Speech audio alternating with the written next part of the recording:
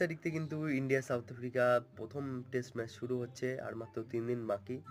এখানে কিন্তু টিম কম্বিনেশনে অনেক পরিবর্তন দেখা যেতে পারে সাউথ আফ্রিকার সিরিজে। কারণ কেন বলছি, যশস্বী জয়সওয়াল রোহিত শর্মা ওপেনিং করতে পারে, অন ডাউনে শুভমান গিল খেলতে পারে। ওখানে কিন্তু চেতেশ্বর পূজারা খেলতো, সেখানে কিন্তু ওর টিকিট কেটে গেছে। হুম ওর জায়গায় কিন্তু শুভমান গিল খেলবে এবারতে।